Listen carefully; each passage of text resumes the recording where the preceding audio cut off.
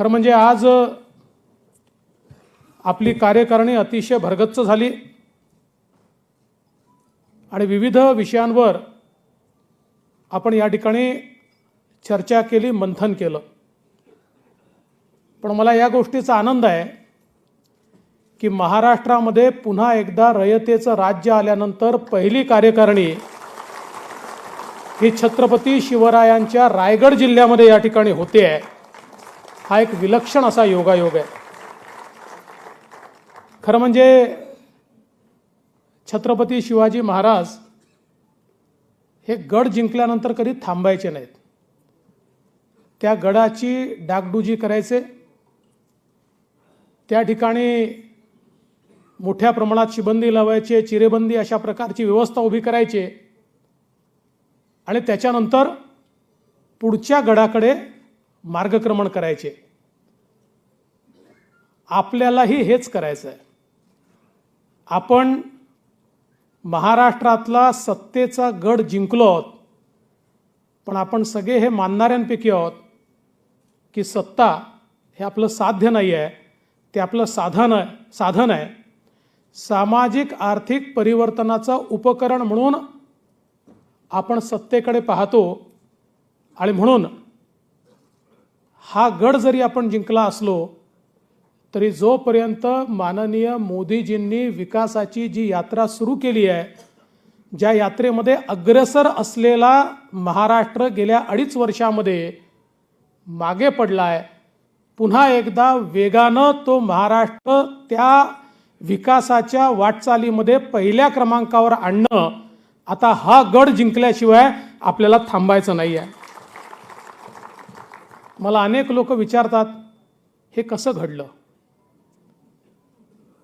मी त्यांना एवढंच सांगतो की हे सरकार यावं ही तो श्रींची इच्छा। आणि या ठिकाणी ईश्वर कोण आहे, श्री कोण आहेत? ईश्वराला तर आपण मानतोच, पण या महाराष्ट्रातली जी 12 कोटी जनता आहे त्यांचीही इच्छा होती की या महाराष्ट्रामध्ये परिवर्तन झालं पाहिजे आणि या ठिकाणी नवीन सरकार आलं पाहिजे आणि त्यांच्या मनातली संकल्पना आज या ठिकाणी आपण खऱ्या अर्थानं पूर्ण केली आहे। मला असं वाटतं की खरं तर आपण आता या ठिकाणी एक प्रकारे मोकळा श्वास घेतो आहे, कारण गेले 2.5 वर्ष ही आपली संघर्षात गेली। ज्या प्रकारे महाराष्ट्राच्या इतिहासामध्ये पहिल्यांदा एक असं सरकार की ज्या सरकारने 2.5 वर्ष केवळ सूड उगवण्याचं काम केलं। सामान्य कार्यकर्ता असो, व्यक्ती असो, पत्रकार असो, सामाजिक कार्यकर्ता असो, एक अघोषित आणीबाणी या महाराष्ट्रामध्ये होती। आमच्या विरुद्ध बोललात घर तोडू, आमच्या विरुद्ध बोललात जेलमध्ये टाकू, आमच्या विरुद्ध बोललात 10-12 पोलीस स्टेशनमध्ये फिरवू, अशा प्रकारची एक अघोषित आणीबाणी या महाराष्ट्रामध्ये तयार झाली होती। आणि आपल्या सगळ्यांना ही कल्पना आहे की ज्या प्रकारे अनाचार, दुराचार, अत्याचार आणि भ्रष्टाचार याची परिसीमा गाठली होती, त्याच्या विरुद्ध सातत्याने आपण सगळे लोक हे या ठिकाणी संघर्ष करत होतो। आणि आज मला असं वाटतं की एक खुला श्वास घेत ही बैठक या ठिकाणी होते, पण केवळ तुम्हीच खुला श्वास घेताय असं नाही आहे, महाराष्ट्राची जनताही खुला श्वास घेते आहे। त्या जनतेला हे लक्षातच येत नव्हतं की सरकार तर आहे, पण सरकार म्हणजे कोण आहे, नेमकं कोण सरकार चालवत आहे। मी सांगायचो की सरकार चाललंय ते भगवान भरोसे चाललंय, व्यक्ती चालवत नाही आहे। आणि म्हणून महाराष्ट्राची जी अधोगती आपण सगळ्यांनी बघितली ती खरं म्हणजे या ठिकाणी वेगळी सांगण्याची आवश्यकता नाही आहे। आणि म्हणून काही लोकांना असं वाटत असेल की आपण सत्तेकरता परिवर्तन केलं, हे सत्तेकरता परिवर्तन नाही आहे। ज्यावेळी आम्ही सगळे बघायचो की महाराष्ट्राला विकासाच्या गतीकडे नेलं आणि सरकार आल्यानंतर गती कमी झाली हे तर सोडून द्या, ते एखाद वेळेस मान्य करू की एखादं सरकार वेगानं काम करतं, एखादं सरकार कमी गतीनं काम करतं, पण प्रगतीचे सगळे कार्यक्रम बंद, ठप्प, सगळ्यांवर स्थगिती. एक प्रकारे जणू काही जे जे चांगलं आहे ते करायचंच नाही आम्हाला. आणि विशेषतः केंद्र सरकारने कोट्यावधी रुपये देऊन विविध क्षेत्रातले जे प्रोजेक्ट सुरू केले होते, हे सगळे प्रोजेक्ट बंद करण्याचं काम हे त्या सरकारने केलं. आणि म्हणून मनातनं असं वाटायचं की परिवर्तन आपल्याला खुर्ची पाहिजे म्हणून नाही. खुर्च्या येतात जातात, आपण कधी खुर्चीचा विचारच केला नाही. पण ही जी काही अवस्था दिसत होती, ती अवस्था पाहिल्यानंतर असं वाटायचं की कशाकरता सरकार आहे. आणि मग आपण पहिल्या दिवशीपासनं ही मनात गाठ बांधली की अशा प्रकारे जर सरकार केवळ एकीकडे बदला घ्यायचा आणि दुसरीकडे भ्रष्टाचार करायचा, एवढ्याकरता सरकार म्हणून हे चालवणार असतील तर यांना एक दिवसही शांत झोपू द्यायचं नाही. आणि मी खरोखर भारतीय जनता पक्षाच्या कार्यकर्त्यांचे आभार मानतो आणि अभिनंदन करतो की आपण 2.5 वर्ष असा लढा दिला. म्हणजे खरं तर अनेक कार्यकर्ते या ठिकाणी असे आहेत, कोणावर 10 केसेस झाल्या, कोणावर 12 झाल्या, कोणावर 20 झाल्या. एक तर असा मला भेटला की याच्यावर 30 केसेस झाल्या. घराबाहेर पाऊल ठेवलं तरी केस होती, पण कोणी घाबरलं नाही. कारण आपण स्वतः करता नाही, खुर्ची करता लढत नव्हतो. आपण या ठिकाणी लढत होतो ते सामान्य माणसाकरता. आणि म्हणून मी या सरकारला सांगितलं होतं, मेरी हिम्मत को परखने की गुस्ताखी मत करना, मेरी हिम्मत को परखने की गुस्ताखी ना करना, पहले भी कई तूफानों का रुख मोड़ चुका हूं मैं.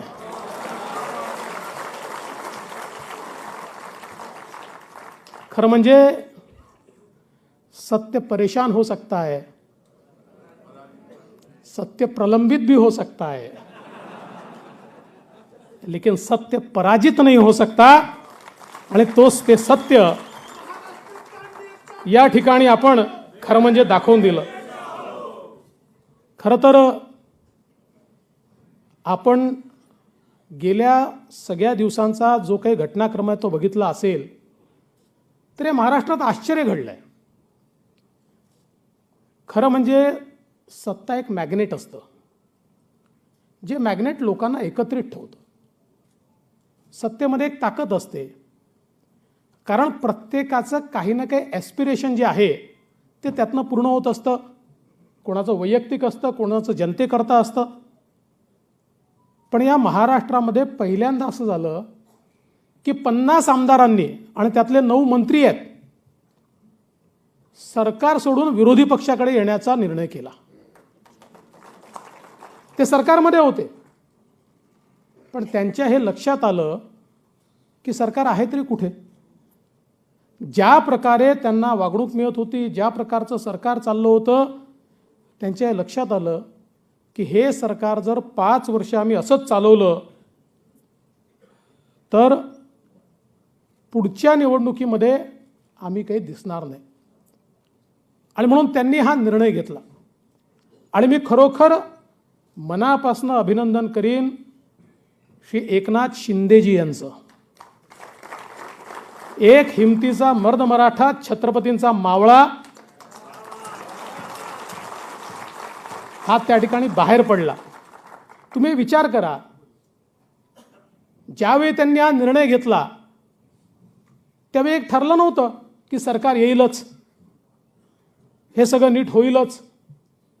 कदाचित असंही घडलं असतं की एवढे सगळे लोक नसते आले तर त्यांचं जे काही सामाजिक राजकीय जीवन आहे, इतक्या वर्षाची जी त्यांची पुण्याई आहे, ती कदाचित समाप्त करण्यात आली असती. पण त्यांनी त्याचा विचार केला नाही. त्यांनी हे ठरवलं की मी हिंदू हृदय सम्राट शिवसेना प्रमुख बाळासाहेब ठाकरेंचा या ठिकाणी कार्यकर्ता आहे, मी त्यांचा शिवसैनिक आहे. आणि त्यांच्या विचारांचीच जर फारकत घेतली जात असेल, आज ज्यांच्यासोबत आम्ही लढाया केल्या त्यांच्याच अधिपत्याखाली आम्हाला काम करावं लागत असेल, ज्यांच्याबद्दल स्वतः बाळासाहेब ठाकरे असं म्हणाले की या काँग्रेस राष्ट्रवादी काँग्रेससोबत जाण्याच्या ऐवजी माझ्या पक्षाचं दुकान मी बंद करेन, आज त्यांच्यासोबत जर जावं लागत असेल, ज्यांनी माननीय बाळासाहेब ठाकरेंना अटक करण्याचा प्रयत्न केला त्यांच्यासोबत जर जावं लागत असेल, आणि एवढंच नाही तर स्वातंत्र्यवीर सावरकरांचा रोज अपमान होत असताना तोंड दाबून बुक्क्यांचा मार सहन करायचा, आणि ज्या दाऊदच्या लोकांविरुद्ध इतकी मोठी लढाई भाजप आणि शिवसेनेने उभारली, त्याच्याशी संबंधित म्हणून मंत्री जेलमध्ये जातो, त्याच्या विरुद्ध अक्षर बोलता येत नाही, कारण त्या मंत्र्याला मंत्रिपदावरनं काढण्याची हिंमत नेते दाखवू शकत नाही. अशा या सगळ्या परिस्थितीमध्ये जो बाळासाहेबांचा खरा शिवसैनिक होता तो हे सहन करू शकत नव्हता. आणि म्हणून हे सत्तेकरता झालेलं परिवर्तन नाही आहे, हे विचारांकरता झालेलं परिवर्तन आहे. ज्या दिवशी हे ठरवलं त्या दिवशी त्यांनाही माहीत नव्हतं काय होणार आहे, मलाही माहीत नव्हतं काय होणार आहे, पण महाराष्ट्राच्या हिताकरता हे करणं आवश्यक होतं, म्हणून त्या ठिकाणी ते केलं. आणि अनेक कथा कहाण्या तयार झाल्या, कारण हे खरंच आहे की आपल्यापैकी अनेकांना आश्चर्य वाटलं ज्यावेळेस ही घोषणा झाली की एकनाथ शिंदेजी हे मुख्यमंत्री होतील. पण हे काय अचानक घडलं नव्हतं, हे ठरवून घडलं होतं. आज एवढे मोठे लोक या ठिकाणी घेऊन ते येत असताना त्यांना नेतृत्व देणं हे तर महत्त्वाचं होतंच, पण त्याहीपेक्षा महत्त्वाचं काय होतं तर भारतीय जनता पार्टी सत्ता पिपासू नाही आहे. केवळ आमचा मुख्यमंत्री बनला पाहिजे म्हणून आम्ही सरकार पाडतो अशापैकी आम्ही नाही आहोत. तर आम्हाला विचारांची लढाई आहे. त्यावेळी शिवसेनेने आमच्याशी बेईमानीच केली, आणि ती शिवसेना म्हणजे आता जी मायनॉरिटीची उरली आहे. खरी शिवसेना आता आपल्यासोबत आहे, आणि हीच खरी शिवसेना आहे, तुम्ही लक्षात ठेवा. कारण शिवसेना पक्ष नाही, तो विचार आहे, आणि तो विचार जे जिवंत ठेवतील तीच शिवसेना आहे, आणि तो विचार जिवंत ठेवण्याचं काम एकनाथ शिंदेजी करतायत. कारण मी स्वतः याचा साक्षीदार आहे, कुठलाही शब्द त्या ठिकाणी देण्यात आला नव्हता, कुठलाही शब्द नाही. मी स्वतः त्यांच्यासोबत बसलो आणि खऱ्या अर्थानं काय बोलायचं हे त्या ठिकाणी ठरलं. त्यानुसार मी सगळं वक्तव्य केलं. प्रत्येक सभेमध्ये माननीय मोदीजी हे सांगायचे की देवेंद्र फडणवीसांच्या नेतृत्वात आम्ही लढतोय. अमितभाई सांगायचे, स्वतः उद्धवजींनी देखील सांगितलंय. आणि असं असताना कुठेतरी आमच्यासोबत षडयंत्र झालं, आमच्या जागा पाडण्यात आल्या. हे काही पोस्टपोल अलायन्स नाही आहे. चंद्रकांत दादा, आपण भोळे लोक आहोत. आपण निवडणुकीच्या काळामध्ये आपल्या युतीचे उमेदवार निवडून आले पाहिजे म्हणून शिवसेनेच्या विरुद्ध जे बंडखोर होते ते मागे घेतले, त्यांच्याकरता जी मदत करता येईल ती मदत केली. पण त्यांचं आणि राष्ट्रवादीचं आधीच ठरलं होतं. फक्त नंबर गेम फसतो की नाही, नंबर गेम फसतो की नाही याच्याकडे त्यांची वाट होती. ज्या क्षणी त्यांच्या लक्षात आलं की तिघांचा मिळून नंबर गेम जमतोय, इकडे निवडणूकचे निकालच पूर्ण यायचे होते, त्याच्या आधीच ते घोषित करतायत की आमचे सगळे मार्ग खुले आहेत, आमचे सगळे मार्ग खुले आहेत.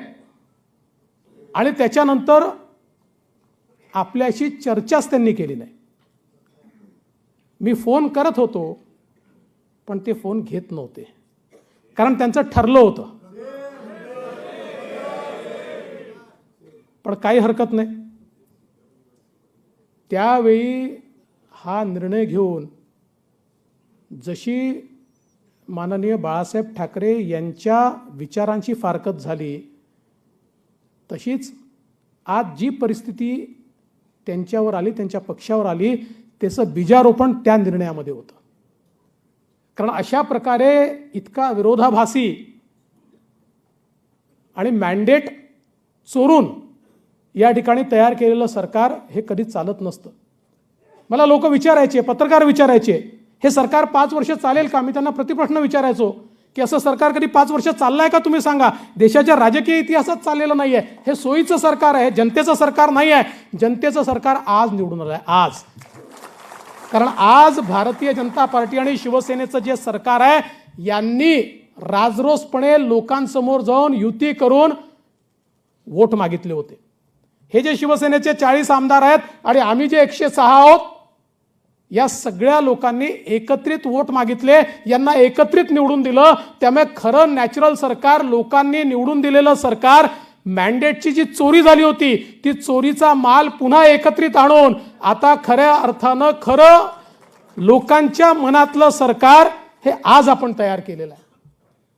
आणि म्हणून खरं म्हणजे या संपूर्ण ही जी काय आपली वाटचाल आहे, या वाटचालीमध्ये मला या गोष्टीचा आनंद अधिक आहे की आता आपला महाराष्ट्र हा वेगानं पुढे जाऊ शकेल.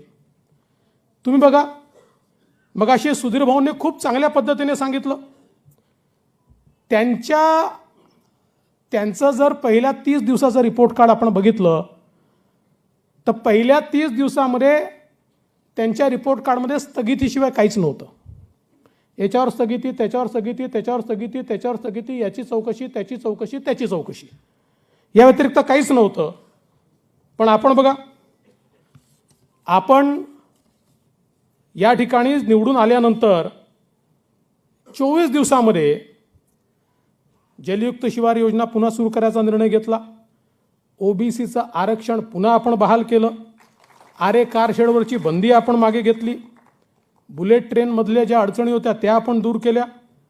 पेट्रोल डिझेलचे भाव 5 रुपये आणि 3 रुपयांनी आपण कमी केले. औरंगाबादचं नामकरण छत्रपती संभाजीनगर आपण त्या ठिकाणी केलं. उस्मानाबादचं नाव धाराशिव आपण त्या ठिकाणी केलं. नवी मुंबई विमानतळाला त्या ठिकाणी आपण स्वर्गीय दिबा पाटील साहेबांचं नाव दिलं. MMRDAला 60,000 कोटी रुपयाचं कर्ज घेऊन त्या ठिकाणी MMR रिजनचा विकास करण्याची मुभा दिली. नगरपंचायत आणि नगरपालिका आणि आपल्या ग्रामपंचायत थेट अध्यक्ष आणि सरपंचाच्या निवडीचा आपण निर्णय घेतला. बाजार समितीमध्ये शेतकऱ्यांना थेट मतदानाचा अधिकार आपण त्या ठिकाणी दिला. आणीबाणीमध्ये जे लोकतंत्र संग्राम सेनानी होते त्यांचं बंद असलेलं पेन्शन पुन्हा आपण सुरू केलं. स्वच्छ महाराष्ट्र अभियानाकरता 12,400 कोटी रुपये आपण त्या ठिकाणी दिले. अमृत अभियानाकरता 27,700 कोटी रुपये आपण दिले. स्मार्ट प्रकल्प जो आपल्या काळात होता, ज्याचं नाव बदलून स्वर्गीय माननीय बाळासाहेब ठाकरेंचं नाव दिलं, पण 2 वर्षात एक फुटकी कवडी खर्च केली नाही, त्या प्रकल्पाला मनुष्यबळ देऊन तो प्रकल्प आपण 10,000 गावांमध्ये पुन्हा एकदा त्या ठिकाणी सुरू केला. यासोबत वर्ल्ड बँकेसोबत पुन्हा एकदा त्या ठिकाणी बैठक करून हे जे काही आपल्या सातारा, सांगली आणि कोल्हापूरमध्ये जे पुराचं पाणी येतं, जे कर्नाटकच्या हिश्श्याचं नाही, आपल्या हिश्श्याचं नाही, जे पुराचं पाणी आहे, हे पुराचं पाणी दरवेळेस पूर आणतं, याला डायव्हर्जन कॅनल काढून आपल्याला मराठवाड्याकडे कसं नेता येईल या संदर्भातला आपण प्रस्ताव तयार केला आणि वर्ल्ड बँकेची टेंटेटिव्ह मान्यता त्याला त्या ठिकाणी घेतली. एवढंच नाही तर जे वाहून जाणारं पाणी होतं समुद्रामध्ये, ते वाहून जाणारं पाणी गोदावरीच्या खोऱ्यामध्ये आणून मराठवाड्याला दुष्काळमुक्त करायचं आणि तुटीच्या खोऱ्यामध्ये जो नगर जिल्हा, नाशिक आणि जो काही एक वाद आपला मराठवाड्याचा तयार होतो, तो वाद नेहमीकरता संपवायचा, त्याला आपण त्या ठिकाणी मान्यता दिली. वैनगंगा नळगंगा सारखा प्रस्ताव की ज्यामध्ये 450 किलोमीटर या ठिकाणी टनेल टाकून गोसीखुर्दच्या खालून जे 100 TMC पाणी वाहून जातं, जे कोणाच्या हिश्श्याचं नाही आहे, पण ते कोणी वापरू शकत नाही, ते पाणी या टनेलच्या माध्यमातून या ठिकाणी आणून जो काही पश्चिम विदर्भ आणि पूर्व विदर्भातला दुष्काळी एरिया आहे, या दुष्काळी एरियाला पूर्णपणे त्या ठिकाणी दुष्काळमुक्त करण्याच्या संदर्भातला निर्णय हा आपण त्या ठिकाणी घेतला. मग वारकऱ्यांना टोल माफी देण्याचा विषय असेल किंवा वेगवेगळ्या प्रकारचे विषय असतील, अनेक विषय या ठिकाणी आहेत. अगदी 2 वर्षानंतर मोकळा श्वास घेऊन गणेश उत्सव साजरा करण्याचा निर्णय असेल किंवा गोविंदांवर टाकलेले निर्बंध असतील, या सगळ्या गोष्टी आपण निर्णय घेतले आणि म्हणूनच आज कसं आपल्याला खुलं वाटतंय, चांगलं वाटतंय. आम्ही जेव्हा संघात होतो तेव्हा नारा असायचा, आता कसं वाटतंय, छान वाटतंय. पण या दोन सरकारमधला फरक काय आहे? परवा आमच्या शिंदे साहेबांचा सत्कार झाला तर मागच्या सरकारमधले मंत्री असलेले अब्दुल सत्तार असं म्हणाले की पूर्वी राज्यात फक्त लेना बँक होती, आता देना बँक आली आहे. अनुभवातनं त्यांनी त्या ठिकाणी सांगितलं.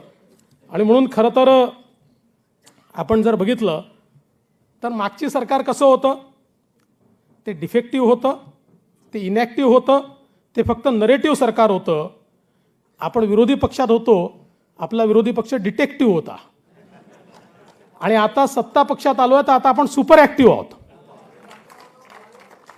आता 2.5 वर्षाचा बॅकलॉग 1.5 वर्षात भरून काढायचा आहे आणि राज्याला आपल्याला फार मोठ्या प्रमाणात पुढे न्यायचं आहे. आणि मला विश्वास आहे, खरं म्हणजे एक गोष्टीचा उल्लेख या ठिकाणी केला पाहिजे की या सगळ्या संक्रमणाच्या अवस्थेमध्ये विधानमंडळातील आमचे सहकारी असतील किंवा विधानमंडळाबाहेरील आपले नेते असतील, हे अतिशय भक्कमपणे आम्ही सगळे एकजुटीने राहिलो, आपण सगळे एकजुटीने राहिलो. आणि सगळ्यांनी मिळून मला विरोधी पक्षनेता बनवल्यानंतर पूर्ण ताकदीनं दोन्ही सभागृहातले आमदार हे माझ्या पाठीशी उभे राहिले. कोणी निर्णयावर प्रश्नचिन्ह उभं केलं नाही. कोणीही हा निर्णय का होतोय, अस्वस्थता असायची, कारण कोणाला माहितीच नव्हतं काय ऑपरेशन चाललंय किंवा काय होत आहे याची तर मग लोकांना वाटायचं की हे असे स्वस्त का बसले आहेत, इतकं नालायक सरकार आपल्याला पाहायला मिळत आहे, हे काहीच का करत नाही, यांना काय 2.5-5 वर्ष असेच घालवायचे आहेत का, अशी अस्वस्थता अनेकांच्या मनात असायची. काही बोलूनही दाखवायचे की आपण का काही करत नाही आहे, आपण का काही करत नाही आहे. पण कोणीही निर्णयावर कधी प्रश्नचिन्ह निर्माण केलं नाही. शेवटी लढाई लढायची असेल तर सेनापतीच्या मागे सगळे जेव्हा भक्कमपणे उभे राहतात तेव्हाच लढाई जिंकता येते. आपल्याकडे तीच अवस्था होती. सगळ्यांनी मिळून मला सेनापती केलं होतं, सगळे भक्कमपणे माझ्या पाठीमागे होते. आणि तिकडे जे स्वतःहून सेनापती झाले होते त्यांचे सरदार कधी निघून गेले हे देखील त्यांना कळलं नाही, कारण ते त्यांच्या मागे नव्हते, कारण संबंध नव्हता. शेवटी नेत्याचा इतरांशी एक कनेक्ट असावा लागतो. हे बघा, केवळ नेतृत्व जे मिळतं, आज आम्ही सगळे मंचावर बसलेले लोक असू, तुम्ही सगळ्यांनी मिळून आम्हाला नेता बनवलाय, पण केवळ तुम्ही आम्हाला एखाद्या पदावर बसवलं या आधारावर आम्ही नेते होत नाही. तुमचा आणि आमचा इमोशनल कनेक्ट काय आहे हा महत्त्वाचा असतो. आणि जिथे इमोशनल कनेक्ट असतो तिथे अतिशय विपरीत परिस्थितीतही आपली मतं नाही फुटली. त्यांची फोडून आपण राज्यसभा निवडून आणली, त्यांची फोडून आपण विधान परिषद निवडून आणली. आणि म्हणून मला असं वाटतं की हे जे काही या ठिकाणी आपण करू शकलो ते खऱ्या अर्थानं ही जी काही आपली एकजूट होती, सगळे लोक सोबत होते, त्याच्या आधारावरच आपण करू शकलो. आणि एक गोष्ट निश्चितपणे या ठिकाणी सांगितली पाहिजे की या सगळ्या संघर्षाच्या दरम्यान आपली जी केंद्रीय पार्टी आहे ती अतिशय भक्कमपणे आपल्या पाठीशी उभी होती. आणि विशेषतः आपले माननीय गृहमंत्री अमितभाई शहा यांचा मी विशेष उल्लेख करीन. हिंदीमध्ये जर आपण सांगायचं तर चट्टान की तरह वो पीछे खडे थे, चट्टान की तरह, पहाडासारखे ते आपल्या मागे होते. आपले अध्यक्ष नड्डाजी यांचं मार्गदर्शन होतं. आणि हे सगळं करत असताना अर्थातच सगळ्यात जास्त इन्स्पिरेशन कोणाचं असेल, प्रेरणा कोणाची असेल तर ती आपल्या पंतप्रधानांची होती. कारण आपण रोज हे बघत होतो की पंतप्रधान इतकी मेहनत करतायत, आपल्या संपूर्ण जगामध्ये त्यांचं नाव होत आहे, आणि इथे मात्र काही मूर्ख लोक रोज त्यांच्याबद्दल वाईट बोलतात, रोज केंद्र सरकारला नावं ठेवतात आणि लोकहिताचे सगळे प्रोजेक्ट हे बंद करतात. हे पाहिल्यानंतर राग तर याचा, पण त्याहीपेक्षा प्रेरणा मिळायची, त्याहीपेक्षा ऊर्जा मिळायची की नाही, हे बदललंच पाहिजे. आपल्या पंतप्रधानांसोबत आपलं सरकार असलंच पाहिजे, आपल्या पंतप्रधानांच्या पाठीमागे आपला महाराष्ट्र उभा राहिलाच पाहिजे. आणि तो होताच, तो चोरून नेला होता, तो पुन्हा या ठिकाणी आपण परत आणला. आणि म्हणून आज या सगळ्या परिवर्तनामध्ये हे जे काही या ठिकाणी घडलं आहे हे त्यांच्या आशीर्वादाने घडलं आहे. मगाशी आशिषने सांगितलं खरं आहे, मुळामध्ये हे सगळं करत असताना मी हा निर्णय घेतला होता की आपण बाहेर राहून पक्षाचं काम करावं, आणि तशा प्रकारे पूर्ण तयारी देखील केली होती. परंतु ज्येष्ठांनी सांगितलं आणि उपमुख्यमंत्री पदाची शपथ घ्यायला सांगितल्यावर मी तात्काळ उपमुख्यमंत्री पदाची शपथ घेतली. मला असं वाटतं की हा सन्मान आहे. याचं कारण असं आहे, माझ्या नेत्यांनी मला जर सांगितलं असतं की तुझी गरज संपली आहे, घरी जा, तर घरी गेलो असतो. पण त्यांनी असं नाही सांगितलं. त्यांनी मला सांगितलं की सरकार चालवायचं आहे. सरकार चालवण्याकरता तू आतमध्ये असणं आवश्यक आहे. सरकार बाहेरून चालत नाही. सरकार हे अनकॉन्स्टिट्युशनल किंवा एक्स्ट्रा कॉन्स्टिट्युशनल अथॉरिटी बनवून चालवता येत नाही. सरकार सरकारमध्ये राहूनच चालवावं लागतं. त्यामुळे आमची इच्छा आहे. मला असं वाटतं की एवढा मोठा सन्मान हा या ठिकाणी माझ्या नेत्यांनी मला दिला. आणि खरं म्हणजे माननीय नड्डाजींसारख्या आपल्या अध्यक्षांनी त्या ठिकाणी सांगणं की आम्ही देवेंद्रजीला विनंती केली आणि आदेश दिला आहे की त्यांनी गेलं पाहिजे. आणि माननीय अमितभाई असतील किंवा माननीय पंतप्रधान असतील यांनी ज्या भावना व्यक्त केल्या, मला असं वाटतं की त्या भावना वाचल्यानंतर किंवा त्या पाहिल्यानंतर मला तर माझ्या जीवनात कृतकृत्य झाल्यासारखं वाटलं. कारण एका कार्यकर्त्याला त्याच्या नेत्यांकडनं अशा प्रकारे भावना मिळणं यापेक्षा जीवनात अजून मोठं काय असू शकतं. आणि म्हणून मला असं वाटतं की एक प्रकारे हा फार मोठा सन्मान आहे. आणि एकनाथराव शिंदे हे आपले नेते आहेत. कुठल्याही आपण सगळ्यांनी लक्षात घेतलं पाहिजे, कुठल्याही सरकारचे एकच मुख्यमंत्री असतात आणि मुख्यमंत्री हेच नेते असतात. आणि त्यामुळे आपल्या सगळ्यांचे नेते शिंदेजीच आहेत. हे मी याकरता सांगतो की मगाशी चंद्रकांत दादांनी काही गोष्टी सांगितल्या, त्याचे वेगळे अर्थ काढण्यात आले. चंद्रकांत दादांनी एवढंच सांगितलं की आपल्याला हे माहिती नव्हतं. आपल्याला असं वाटत होतं आपलंच सरकार येणार आहे. आपल्याला असं वाटत होतं की देवेंद्र फडणवीसच मुख्यमंत्री होणार आहे. अचानक हा निर्णय आल्यामुळे आपल्याला धक्का बसला. याचा अर्थ त्यांना किंवा आपल्या कोणाला एकनाथ शिंदे मान्य नाहीत किंवा काय आपलं वेगळं मत आहे असं बिलकुल नाही. तर त्या सगळ्या प्रक्रियेमध्ये आम्ही सगळे एकत्रित होतो. त्या एकत्रित असताना हे सगळे निर्णय आम्ही घेतले. त्यामुळे मला असं वाटतं की अशा प्रकारे अर्थात आता हे चालत असतं, माध्यमांचं काम असतं, माध्यमांना अर्थ काढायचे असतात, ते अर्थ ते काढत असतात. पण हे मी पुन्हा एकदा महाराष्ट्राच्या जनतेला सांगू इच्छितो, आता हे जे काही शिवसेना भारतीय जनता पक्षाचं सरकार आहे, हे सरकार 2.5 वर्ष तर पूर्ण करेलच, पण त्याच्यानंतर भव्य अशा प्रचंड अशा बहुमताने पुन्हा एकदा या महाराष्ट्रात निवडून येईल आणि आमच्या कामाच्या भरोशावर या ठिकाणी आम्ही निवडून येऊ हा विश्वास मला आहे. आणि म्हणून खरं तर मला या गोष्टीचा आनंद आहे की आज एक खरं हिंदुत्ववादी सरकार आलं आहे. छद्म हिंदुत्ववादी नाही, हे खरं हिंदुत्ववादी सरकार आहे. आणि आमची हिंदुत्वाची व्याख्या अगदी स्पष्ट आहे. हिंदुत्व आमचा राष्ट्रवाद आहे, तो आमचा प्राण आहे, तो आमचा श्वास आहे. आणि आमच्या हिंदुत्वात प्रत्येकाला जागा आहे. हे हिंदुत्व कुठल्याही जातीच्या पलीकडे आहे, धर्माच्या पलीकडे आहे, पूजा पद्धतीच्या पलीकडे आहे. जो जो व्यक्ती या देशाला आपली कर्मभूमी मानतो, जन्मभूमी मानतो, या देशाची जी मानकं आहेत त्या मानकांना आपली मानकं मानतो, या देशाची श्रद्धास्थानं आहेत त्या श्रद्धास्थानांना तो आपली श्रद्धास्थानं मानतो, असा कुठलाही व्यक्ती, तो याची पूजा पद्धती काही असली तरी तो हिंदू आहे आम्ही असं मानतो. आणि आमचं जे हिंदुत्व आहे कुठल्याही धर्माचं लांगुल चालन करणार नाही, लांगुल चालन करणार नाही. आमच्याकरता कोणी वोट बँक नाही आहे, वोट बँकेचे राजकारण करणार नाही. या देशाची जी संस्कृती आहे त्या संस्कृतीचा अभिमान बाळगून त्या संस्कृतीच्या पथावर चालणारे आम्ही आहोत. आणि म्हणून खऱ्या अर्थानं या ठिकाणी कोणाचंही लांगुल चालन न करता सगळ्यांना समान न्याय देण्याची जी हिंदुत्वाची भूमिका आहे ती भूमिका घेऊन आज खरे हिंदुत्ववादी या ठिकाणी आले आहेत. आणि मला एक गोष्ट अजून सांगायची आहे. आता बघा, नेहमीप्रमाणे आता सुरू होईल. आता पहिला डायलॉग काय येणार आहे? यांना मुंबई महाराष्ट्रापासून तोडायची. पहिला ठरलेला आहे. ज्या ज्या क्षणी हे हारतात, ज्या ज्या क्षणी हे कमजोर होतात, यांचा पहिला डायलॉग हा असतो की यांना मुंबई महाराष्ट्रापासून तोडायची आहे. कोणाच्या बापाची हिंमत आहे? या देशाचं संविधान सर्वोपरी आहे आणि या ठिकाणी आम्हाला अभिमान आहे या मुंबईचा, आम्हाला अभिमान आहे या मराठीपणाचा, आम्हाला अभिमान आहे महाराष्ट्राच्या संस्कृतीचा आणि गौरवाचा. आणि मी हे मागेही सांगितलं, मी प्रत्येक वेळेस सांगत होतो, तुमच्यावर अन्याय झाला म्हणजे महाराष्ट्रावर अन्याय नाही. तुमच्यावर अन्याय झाला म्हणजे मुंबईवर अन्याय नाही. तुमच्या विरोधात एखादी गोष्ट केली म्हणजे तो राष्ट्रद्रोह महाराष्ट्रद्रोह नाही.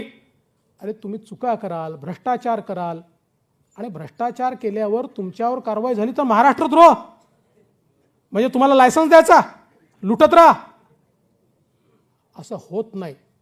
त्यामुळे आज एक गोष्ट निश्चितपणे मी सांगू इच्छितो, होय आम्हीच हिंदुत्ववादी, होयच आम्हीच मराठी माणसाकरता लढणारे, होयच आम्हीच महाराष्ट्राकरता लढणारे, होय आम्ही मराठी माणसाकरता लढणारे. या महाराष्ट्रामध्ये हे जे शिवसेना भारतीय जनता पार्टी युतीचं सरकार आहे, मराठी माणसाच्या हक्काकरता हे सरकार कुठल्याही स्तराला जाऊन लढल्याशिवाय राहणार नाही. हे आज या ठिकाणी मी सांगू इच्छितो. आम्ही कधी भाषेच्या आधारावर डिस्क्रिमिनेशन नाही केलं, करण्याचं कारणही नाही आहे. आणि क्षेत्रीय अस्मिता हे भारतीय जनता पक्षाचं धोरण आहे. आम्ही कधी क्षेत्रीय अस्मितेला नाकारलं नाही आहे. आणि आज तर खरा बाळासाहेबांचा विचार घेतलेली शिवसेना आमच्यासोबत आहे.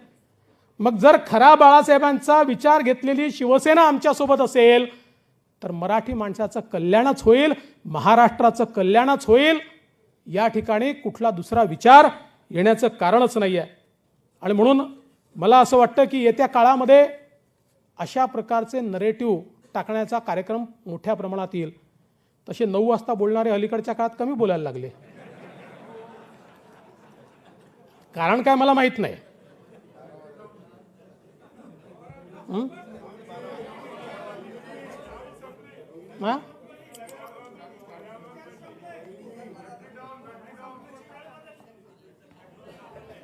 खरं म्हणजे तुम्ही त्यांना शिव्या देऊ नका प्लीज. त्यांचे आभार माना. हे सरकार येण्यात त्यांचा जेवढा वाटा आहे तेवढा इतर कोणाचाच नाही आहे. महाराष्ट्राच्या जनतेला त्यांनी वैताग आणला, शिवसेनेच्या नेत्यांना त्यांनी वैताग आणला, सगळ्यांना त्यांनी वैताग आणला. म्हणजे सगळ्यांनी मिळून ठरवलं की बाबा हे जर बंद करायचं असेल लाऊडस्पीकर तर सत्ता परिवर्तनाशिवाय पर्याय नाही. त्यामुळे खरं तर आपण त्यांना धन्यवादच दिले पाहिजे. मी तर असं म्हणेन की हे सरकार कसं आहे, हे भारतीय जनता पक्षाचे मोदी सैनिक आणि बाळासाहेबांचे शिवसैनिक यांनी एकत्रित येऊन तयार केलेलं सरकार आहे. त्यामुळे हे महाराष्ट्राला शिखरावर नेल्याशिवाय या ठिकाणी राहणार नाही. खरं तर अनेक गोष्टी या ठिकाणी सांगायच्या आहेत पण वेळ देखील एक मर्यादित आहे. पण मला या गोष्टीचा आनंद आहे. अरे बाबांनो, काही गोष्टी खाजगीत सांगणार आहे. सगळ्या गोष्टी माध्यमांसमोर बोलता येत नाहीत. त्या खाजगीत सांगेन मी तुम्हाला. पण मला असं वाटतं या गोष्टीचा मला खरोखर मनापासून अभिमान आहे की आपलं सरकार आल्याबरोबर ओबीसींचं राजकीय आरक्षण आपण बहाल करू शकलो. मगाशी चंद्रशेखर बावनकुळेंनी या ओबीसी राजकीय आरक्षणाचा सगळा इतिहास आपल्यापुढे मांडला. आणि हे खरं आहे, इच्छाशक्तीचा अभाव होता. मी असं म्हणणार नाही. त्या सरकारमध्येही काही मंत्री असे होते की ज्यांना हे वाटत होतं की काही झालं तरी ओबीसीचं राजकीय आरक्षण आलं पाहिजे. पण त्याचवेळी काही पॉवरफुल मंत्री असे होते की ज्यांना कुठल्याही परिस्थितीत हे आरक्षण येऊ द्यायचं नव्हतं. आणि म्हणून ज्या गोष्टी 4 महिन्यात झाल्या त्या 2.5 वर्षात का झाल्या नाहीत? ज्या गोष्टी 20 दिवसात आपण करू शकलो, 15 दिवसात आपण करू शकलो, त्या गोष्टी 2.5 वर्षात का झाल्या नाहीत? याचं कारण इच्छाशक्तीचा अभाव होता. मला आठवतं की प्रत्येक वेळी म्हणजे 5 मार्च 2020ला मी हेच सांगितलं होतं की डेडिकेटेड आयोग तयार करून इम्पेरिकल डेटा जमा करायचा आहे, सेन्सस डेटा नाही. पण 1.5 वर्ष केंद्र सरकार देत नाही, केंद्र सरकार देत नाही. शेवटी कोर्टाने सांगितलं बाबा ते केंद्राचा सेन्सस डेटा नाही, आम्हाला इम्पेरिकल डेटा पाहिजे आणि तो डेडिकेटेड आयोगाने जमा केलेला. म्हणजे हे जर त्यावेळी 3-4 बैठकांमध्ये याची सगळी सिस्टीम ही मी समजून सांगितली, सरकारने केली नाही. हीच परिस्थिती मध्य प्रदेशमध्ये आली. मध्य प्रदेशचे मुख्यमंत्री शिवराज सिंग चौहान साहेबांचं मी अभिनंदन करेन. ही परिस्थिती आल्याबरोबर मी त्यांना एक नोट पाठवली की आमच्या इकडे घडलाय, ही त्याची सिस्टीम आहे, मी याचा अभ्यास केला आहे. त्यांनी तात्काळ डेडिकेटेड आयोग तयार केला. तो आयोग तयार करून त्याचा अहवाल घेतला. तो अहवाल सुप्रीम कोर्टात नेला. अहवाल मंजूर करून टाकला. 3 महिन्यामध्ये त्यांनी सगळं काम केलं. आणि आम्ही आपलं 2.5 वर्ष भजन करत होतो, हरिहरी म्हणत होतो, पण आम्ही काहीही करू शकलो नाही. आणि म्हणून ही इच्छाशक्ती नव्हती. आज इच्छाशक्ती असलेलं सरकार आल्याबरोबर आपण अहवाल मिळवला, सर्वोच्च न्यायालयात सादर केला. तो आपण त्याच्यावर जे काही समोरच्यांचं म्हणणं होतं ते म्हणणं मांडण्याची त्यांना संधी त्या ठिकाणी सर्वोच्च न्यायालयाने दिली. आणि श्री तुषार मेहता जे देशाचे सॉलिसिटर जनरल आहेत, मी आणि शिंदेसाहेब आम्ही दोघं त्यांच्याकडे गेलो. आम्ही त्यांना सांगितलं की मध्य प्रदेशची केस तुम्ही त्या ठिकाणी लढला होतात, त्यामुळे तुम्ही आमची केस लढली पाहिजे. त्यांनी ते मान्य केलं. ते होते सिनियर काउन्सिल नाफडे साहेब होते, अनेक लोक होते, मी सगळ्यांची नावं आज घेणार नाही, मी आधी घेतली आहेत. आणि अतिशय चांगल्या प्रकारे बाजू मांडून 20 तारखेला आपल्या पदरी त्यांनी हे आरक्षण या ठिकाणी पाडून दिलं. आता हे खरं आहे की 3-4 जिल्ह्यांचा प्रश्न अजून आहे, कारण सर्वोच्च न्यायालयाने 50% मर्यादा ओलांडू नका सांगितलं आहे. पण नंदुरबारसारखा जिल्हा आहे जिथे SC STची लोकसंख्या 66% आहे आणि ती 66% असल्यामुळे त्या ठिकाणी 50%च्या आत OBC करता जागा उरत नाही. याकरता विधितज्ञांचे मतं घेऊन त्यात काय मार्ग काढता येईल ते आपण बघू. शेवटी रिप्रेझेंटेशन पाहिजे. रिप्रेझेंटेशन जर नसेल तर कुठला ना कुठला मार्ग हा त्या ठिकाणी आपल्याला काढावा लागेल. पण बहुतांश जिल्ह्यांमध्ये मात्र आज आता अतिशय चांगल्या प्रकारे हे OBCचं राजकीय आरक्षण या ठिकाणी लागू झालं आहे. आणि मला हा विश्वास आहे की आता येत्या काळामधल्या सगळ्या निवडणुका या OBC आरक्षणासहित या ठिकाणी होतील. एवढंच नाही तर मराठा आरक्षणाच्या संदर्भात मागच्या काळामध्ये आपण काही निर्णय घेतले, हायकोर्टात जिंकलो, पण गेल्या सरकारने सर्वोच्च न्यायालयामध्ये त्याचा मुर्दा पाडला आणि आपल्याला पुन्हा झिरोवर आणलं. आज त्याही संदर्भात येत्या काळामध्ये आरक्षणाची लढाई लांब आहे. ती जी काही लढायची आहे ती तर लढूच, त्याचे सगळे कायदेशीर मार्ग पाहू. पण तोपर्यंत ज्या योजना आपण सुरू केल्या होत्या, मी आपले मुख्यमंत्री एकनाथराव शिंदेजींशी बोललो आणि मी त्यांना सांगितलं की ज्या योजना आपण सुरू केल्या होत्या त्याही योजना या सरकारने बंद केल्या आहेत. त्या सगळ्या योजना पुन्हा आपण सुरू केल्या पाहिजेत. त्या योजना आपण सुरू करू. आमचे 12 बलुतेदार आहेत, त्यांच्याकरता आपण योजना सुरू करणार आहोत. आमचे आज ओपन वर्गातले लोक आहेत, त्यांची अपेक्षा आहे. त्या ओपन वर्गातल्या लोकांकरता अमृतसारखी एक योजना आपण त्या ठिकाणी सुरू केली होती, जी या सरकारने फक्त कागदोपत्री ठेवली. तीही आपण त्या ठिकाणी सुरू करणार आहोत. आणि अर्थातच आपला अजेंडाच गरीब कल्याणाचा आहे. मागासवर्गीय असतील, शेड्यूल्ड ट्राईब असतील, यांच्या योजना इफेक्टिव्हली राबवून समाजाच्या प्रत्येक घटकापर्यंत त्या ठिकाणी पोचण्याचं काम हे आपलं नवं सरकार हे निश्चितपणे या ठिकाणी करेल, हा मला विश्वास आहे. आणि म्हणून खरं तर मी आज या निमित्ताने एवढंच सांगू इच्छितो की नवीन सरकार आलं आहे, पण आपल्यासमोर निश्चितपणे आव्हानं देखील मोठी आहेत. आता नुकतंच अतिवृष्टी झाली. काही जिल्ह्यांमध्ये अतिवृष्टीमुळे खूप मोठ्या प्रमाणात त्या ठिकाणी पाऊस झाला. त्या शेतकऱ्यांना आपल्याला मदत द्यावी लागेल. तात्काळ तिथले पंचनामे करायला आम्ही सांगितलं. मी स्वतः गेलो, काही ठिकाणी मुख्यमंत्री गेले, तिथली परिस्थिती आम्ही समजून घेतली. आणि आता ज्या प्रकारे राणा जगजितसिंगजींनी सांगितलं की सरकारने लक्ष घातलं तर परिणाम होऊ शकतो. सरकारनेच लक्ष घातलं नाही म्हणजे आपल्या काळामध्ये 15-16 हजार कोटी रुपयाचा विमा आपण मिळवून दिला आणि इथे मात्र 5-7-8 हजार कोटी रुपयाचा फायदा हा विमा कंपन्यांना मागच्या सरकारने मिळवून दिला. कारण सरकारचं लक्षच नव्हतं, त्या ठिकाणी काय चाललंय कोणाला माहिती नव्हतं. त्यामुळे त्या शेतकऱ्याला देखील मोठ्या प्रमाणात आपल्याला मेहनत करावी लागेल, त्यांच्याकरता देखील आपल्याला काम करावं लागेल. पण एक गोष्ट अजून या निमित्ताने मी तुम्हाला या ठिकाणी विनंती करणार आहे. सरकार आल्यानंतर निश्चित अपेक्षा आपल्याही वाढतात, पण पुढच्या 2.5 वर्षामध्ये काही ना काही प्रमाणात अपेक्षा पूर्ण होतील. पण आपण ज्या प्रकारे हे सरकार तयार केलं आहे, आज हे काही केवळ भारतीय जनता पक्षाचं सरकार नाही आहे, शिवसेना भारतीय जनता पार्टी युतीचं सरकार आहे. त्यामुळे त्यांनाही पूर्णपणे सोबत घेऊन आपल्याला हे सरकार चालवायचं आहे. त्यामुळे सगळ्यांच्या सगळ्याच अपेक्षा पूर्ण होतील असं या ठिकाणी म्हणणं योग्य होणार नाही. मी तर तुम्हाला ही विनंती करणार आहे की पुढच्या 2.5 वर्षामध्ये कमीत कमी अपेक्षा ठेवून एक भव्य मेजॉरिटीचं सरकार पुन्हा एकदा आपल्याला कसं आणता येईल याकडे आपण अधिक लक्ष दिलं पाहिजे. आता खरं म्हणजे विधान परिषदेचे 12 आमदार आहेत. हा 13 वेगळा, मी 12चं बोलतोय आता. आता या 12 आमदाराकरता एलिजिबल 200 लोक तर याच सभागृहात आहेत आणि 1200 लोक हे आतापर्यंत मला बायोडाटा देऊन गेले आहेत. पण जे काही नियमात असेल त्या नियमाचं पालन करून राज्यपालांचं सॅटिस्फॅक्शन झालं पाहिजे, तशा प्रकारचं सगळं त्या सगळ्या नियमांचा विचार करून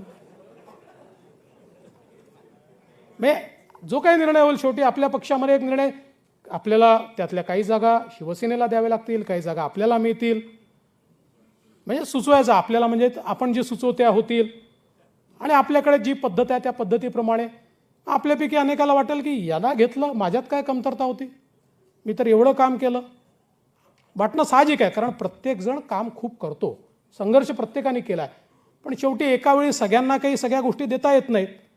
त्यामुळे मी कार्यकर्त्यांनाही विनंती करणार आहे की ही 2.5 वर्ष जी आहेत, ही 2.5 वर्ष, मागची 2.5 वर्ष आपण संघर्षात घालवली, पण ही 2.5 वर्ष पुन्हा एकदा आपली घडी नीट बसवण्याकरता आपल्याला मेहनत करावी लागणार आहे. त्यामुळे संघर्षाच्या काळात आपण सगळे एक होतो. आता ज्यावेळी संघर्ष न करता समाजाकरता काम करायचं आहे, या काळातली आपली एकजूटही महत्त्वाची आहे. कोणी नाराज होण्याचं कारण नाही आहे. नाराजी येऊ शकते, पण ती नाराजी दूर करून एका मोठ्या लक्ष्याकरता आपण काम करतोय. आपण सगळे जे भारतीय जनता पक्षामध्ये कामाला आलेलो आहोत, आपल्यापैकी कोणीही केवळ सत्ता मिळवण्याकरता आलेलं नाही आहे. आणि जेव्हा विचार संपतो तेव्हा पक्ष संपतात. आपण बघा, जे पक्ष विचारांकरता जोवर चालले तोवर ते पक्ष चालले. ज्या क्षणी विचारांच्या ऐवजी केवळ सत्ता लोलुप ते पक्ष झाले, त्यावेळी ते पक्ष संपले. ज्यावेळी केवळ एकाधिकारशाही पक्षामध्ये झाली, ज्यावेळेस केवळ घराणेशाही पक्षामध्ये झाली, त्यावेळी ते पक्ष संपले. आज भारतीय जनता पक्ष याकरता जिवंत आहे की भारतीय जनता पक्षामध्ये सामान्यातला सामान्य कार्यकर्ता प्रदेशाचा अध्यक्ष होऊ शकतो, देशाचा अध्यक्ष होऊ शकतो, देशाचे पंतप्रधान होऊ शकतात. कारण आपण घराणेशाही मांडणारी पार्टी नाही आहोत, कोणाचा कब्जा नाही आहे, कोणाची प्रायव्हेट लिमिटेड ही पार्टी नाही आहे. एखाद्या नेत्याच्या मुलाने मुलीने राजकारणात यावं याला आपल्या पक्षात नाही आहे, पण तो अधिकार कोणाचा नाही आहे, पक्षावर अधिकार कोणाचा नाही आहे. म्हणजे याच्यानंतर याला दिलंच पाहिजे अशा प्रकारचा कुठलाही अधिकार भारतीय जनता पक्षामध्ये नाही आहे. त्यामुळे प्रत्येकाला आपल्या मेहनतीच्या आधारावर या ठिकाणी पुढे यायचं आहे. आज अनेक लोक तशा प्रकारे आपल्या पक्षामध्ये पुढे येत आहेत आणि म्हणून मला असं वाटतं की ज्या क्षणी आपण विचार सोडून केवळ सत्तेच्या पाठीमागे लागू, त्या दिवशी भारतीय जनता पक्षाचाही ऱ्हास व्हायला वेळ लागणार नाही. आणि म्हणून विचाराने कार्य करणाऱ्या कार्यकर्त्यांना त्यागाची भूमिकाही सोसावी लागते. अनेक लोक नंतर मला विचारतील, त्याग आम्हीच करायचा का? कोणाला तरी करावाच लागेल, कोणाला तरी करावाच लागेल. त्यामुळे मला असं वाटतं की ही जी परंपरा आपल्याकडे आहे, ही परंपरा कुठल्याही परिस्थितीमध्ये आपल्याला पुढे घेऊन जायची आहे. मी आपल्याला एवढंच आश्वस्त करू इच्छितो की एक अतिशय चांगलं, स्वच्छ, प्रामाणिक, लोकाभिमुख सरकार देण्याचा आम्ही प्रयत्न करणार आहोत. ज्या जनतेच्या समस्या आहेत, ज्या आशा आकांक्षा अपेक्षा आहेत, मला याची कल्पना आहे की 2.5 वर्षात सगळं होऊ शकत नाही, पण जे जे होऊ शकतं ते आम्ही स्वच्छ मनाने या ठिकाणी करण्याचं काम करू. आणि मला या गोष्टीचा आनंद आहे की एकनाथराव शिंदे हे देखील 24/7 काम करणारे नेते आहेत. त्यामुळे आता राज्याला जे काही या ठिकाणी सरकार आहे, हे सरकार उपलब्ध असलेलं सरकार आहे. हे बंदिस्त सरकार नाही आहे, हे खुलं सरकार आहे. कोणी भेटू शकतं, कोणी बोलू शकतं, कोणी आपलं या ठिकाणी म्हणणं मांडू शकतं. आता आमचे पत्रकार रोज मला विचारतात की एक्सपान्शन कधी होणार आहे, मंत्रिमंडळाचा विस्तार कधी होणार आहे, हे त्यांनाही सांगू इच्छितो की होणारच आहे. आम्ही दोघं जण मिळून किती दिवस चालवणार आहे. परवा गमतीने सांगतो की कॅबिनेटची बैठक चालली होती आणि कॅबिनेटच्या बैठकीमध्ये शिंदेसाहेब 2 मिनिटाकरता वॉशरूमला गेले. तर मी सगळ्या अधिकाऱ्यांना सांगितलं अर्धी कॅबिनेट बाहेर गेली आहे, त्यामुळे आता बैठक थांबवा. अशी कॅबिनेट चालवायची नाही आहे, एक्सपान्शनही होणार आहे. आता हे खरंच आहे की आपल्या पक्षामध्ये या एक्सपान्शनमध्ये येऊ शकतील असे एलिजिबल नेते पण खूप आहेतच, कारण मोठा पक्ष आहे आणि एक्सपिरियन्स असलेले चांगले चांगले लोक आहेत. अनेक म्हणजे काही तर असे आमदार आहेत की जे मंत्री झाले नाहीत पण ज्यांनी आपली चुणूक दाखवली आहे. त्यामुळे सगळ्यांचा विचार करावा लागेल, पण सगळ्यांचा विचार करण्या एवढ्या सीटाच नाही आहेत. त्यामुळे तिथेही काही ना काही ॲडजस्टमेंट जी आहे ते आपल्याला करावी लागेल. पण मला विश्वास आहे की जो निर्णय आपला पक्ष घेईल त्या निर्णयाच्या पाठीशी सगळे लोक निश्चितपणे या ठिकाणी उभे राहतील. आणि म्हणून मी पुन्हा एकदा तुम्हाला विश्वास देतो की हे सरकार मोदीजींच्या सोबत खांद्याला खांदा लावून त्यांच्या पाठीशी उभं राहून या महाराष्ट्राला पहिल्या क्रमांकाचं राज्य बनवल्याशिवाय या ठिकाणी थांबणार नाही. मी जाता आता एवढंच सांगेन, हम नई चेतना की धारा, हम अंधियारे में उजियारा, हम उस बहार के झोंके हैं जो हर ले सबका दुख सारा.